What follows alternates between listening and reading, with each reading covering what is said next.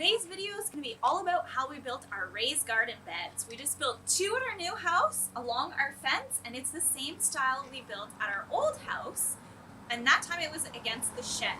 It's actually a pretty easy method, so I'm going to go over all of the steps, and as long as you have everything you need, you should be able to build it in less than half an hour, although it's going to take a lot longer to fill in your dirt.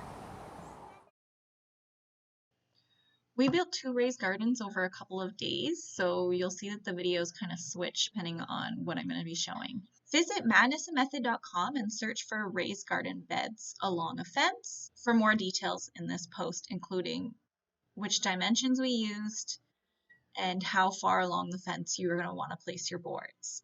We already had all of our lumber ready to go, and this included cutting spikes for our 4x4 boards. This helps to hammer them in, and it's sometimes easier to have someone help hold it up. Use a level to make sure that the boards are going in straight, and you can always check it as you go. Once you have your two posts in, you're going to start adding your long boards. Again, use a level and make sure that they're straight all the way across, and include a bit of space in between them for any expansion or movement.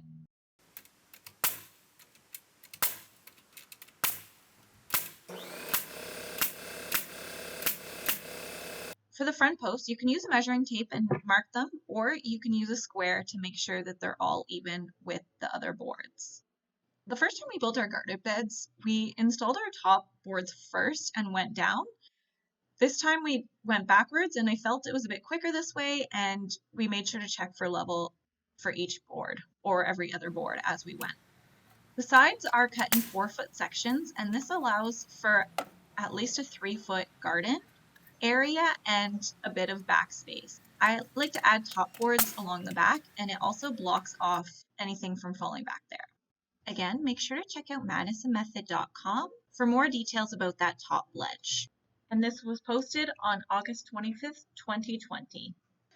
Assuming you have your boards all squared and even, they should line up perfectly. Don't be discouraged if they're not. You can always cut your boards to length or split the difference if there's a bit of a gap.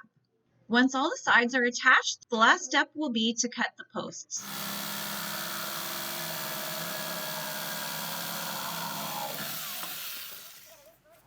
I hope you enjoyed watching this video. All we have left to do is adding the top plates along the back and filling the rest of them with dirt. We only have one of them half filled in so far, so hopefully we can get that done, and then we'll be ready for planting next year.